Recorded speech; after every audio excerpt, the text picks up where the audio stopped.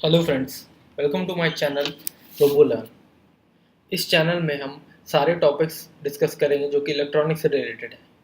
सबसे पहले स्टार्ट करते हैं आर्डिनो के बारे में, फिर हम धीरे धीरे और भी टॉपिक्स एक्सप्लोर करेंगे।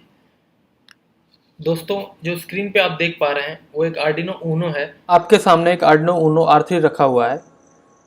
जैसा कि हम देख पा रहे हैं, इसमें total 14 digital input output pins है और 6 एनालॉग इनपुट पिन्स है। हालांकि हम इसको डिजिटल पिन्स की तरह भी यूज़ कर सकते हैं, लेकिन ये इनपुट में एनालॉग 0 से 5 वोल्ट कुछ भी ले सकती हैं। इसको हम आर्डिनो आरडी में प्रोग्राम करेंगे, जो मैं आपको बाद में बताऊंगा।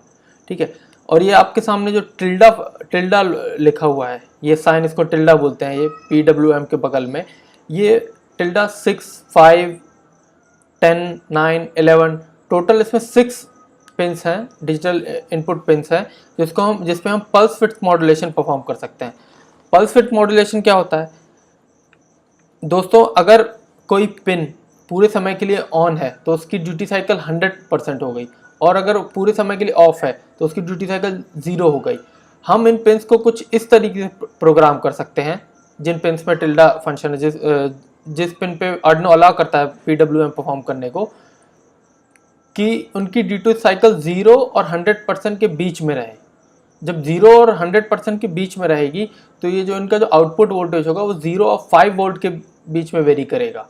वो हम इनकी ड्यूटी साइकिल वेरी करके इन पिन्स को, किन पिन्स को, जिन पिन्स में टिल्डा साइन है, 6, 5, 3, 9, 10, 11, इन पिन्स को कुछ इस तरीके से इनकी ड्यूटी साइकिल वेरी करेंगे कि इनका जो आउटपुट वोल्टेज है 0 और 5 वोल्ट के बीच हम वेरी कर सकते हैं। ठीक है। और ये हमारा रहा मेन आर्डिनो का हार्ट, ATmega 328P। ये प्रोसेसर का, ये माइक्रो कंट्रोलर प्रोसेसर का नाम है।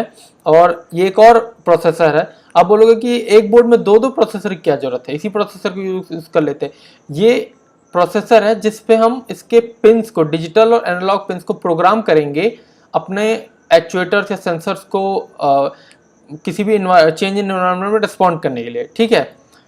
ये प्रोसेसर है USB सीरियल कम्युनिकेशन के लिए। हमारा जो मेन प्रोसेसर है ये USB डेटा को डायरेक्टली रिसीव नहीं कर पाता। इसको हम पहले इस USB के थ्रू इसमें हम USB डेटा को सीरियल डेटा में कन्वर्ट करते हैं, फिर ये डेटा इसके अंदर जाता है, फिर उसके बाद हम अपने डिजिटल एनालॉग और इनपुट हम अपने पिन्स को प्रोग्राम करते हैं।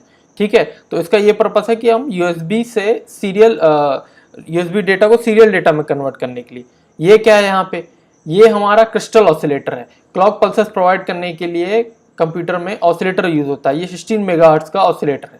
ठीक है। ये क्या है? ये पावर जैक है। ये अगर हम कोई, जैसे सपोज एक रोबोट बनाते हैं, रोबोटिक कार बनाते हैं, ठीक है, और इसमें हमको ये, अब कंप्यूटर लेके तो हर जगह नहीं जा सकती कार, तो इसको अगर एक्सटर्नल पावर सप्लाई देनी है तो 9 वोल्ट की हम एक्सटर्नल DC पावर सप्लाई दे सकते हैं। ठीक है। ये पावर जैक बोलते हैं इसको, ये इसलिए है। ये हमारा रीसेट बटन है। अगर हमको फिर से जो ऑलरेडी प्रोग्राम लोडेड है इसमें ATmega 328P में, उसको हम फिर से स्टार्ट करना है तो हम रीसेट बटन दबा के हम उसको फिर से स्टार्ट कर सकते हैं, रीस्टार्ट कर सकते हैं। ये हमारे एनालॉग पिन्स हैं। ये डिजिटल इनपुट आउटपुट में, जैसे कि मैं आपको बता चुका हूँ, ये हमारे पावर रेल है, ये पावर पिन्स है। ये ग्राउंड है 0 वोल्ट पे, ये 5 वोल्ट है, और कुछ सेंसर्स होते हैं जो 3.3 वोल्ट के ऊपर नहीं लेते हैं, उसके लिए है। ये रीसेट है। और ये हमारा इनपुट आउटपुट रेफरेंस पिन है, और ग्राउंड और एनालॉग रेफरेंस पिन यहाँ भी के सामने आर्डिनो का 328P का पिन आउट डायग्राम है। जैसे कि मैंने आपको बताया था, ये डिजिटल पिन्स होती हैं, 14 डिजिटल पिन्स होती हैं इसकी, D0 से लेकर D13 तक ये इसकी डिजिटल पिन्स हैं। यहाँ पे इसकी एनालॉग पिन्स दी है A0 से A5, और ये पावर पिन्स हैं 3.3 वोल्ट, 5 वोल्ट, ग्राउंड पिन और Vin। ठीक है। उसके बाद आ जाते हैं इसका ये फर्स्ट और जो सेकेंड पिन है, डिजिटल पिन TS और RS, ये यूज़ की जाती है सीरियल कम्युनिकेशन के लिए, ट्रांसमिशन और रिसीव सीरियल डेटा को ट्रांसमिट और रिसीव करने के लिए। जो सेकेंड और थर्ड पिन है वो यूज़ होती है एक्सटर्नल इंटरप्ट के लिए। हम इसको एक्सटर्नल इंटरप्ट की तरह भी यूज़ करते हैं। वैसे तो इसको डिजिटल पिन की तरह भी यूज़ सकते हैं, लेकिन एक्सटर्नल इनपुट से इनमें सेकंड और थर्ड पिन में काम करेगा। और पहले जैसे मैंने बताया था कि ये जो टिल्डा है, जिन डिजिटल पिन के सामने टिल्डा लगा हुआ है, D3, D5, D6, D10, इनमें पल्स विड्थ मॉड्यूलेशन पॉसिबल है। और बाकी ये क्या फंक्शनलिटी SPI, SCK, ये सब क्या लिखा हुआ है, ये असल में प्रोटोकॉल है, ये सीरियल कम्युनिकेशन का ये प्रोटोकॉल है, ये हम आगे के वीडियोस में डिस्कस करेंगे।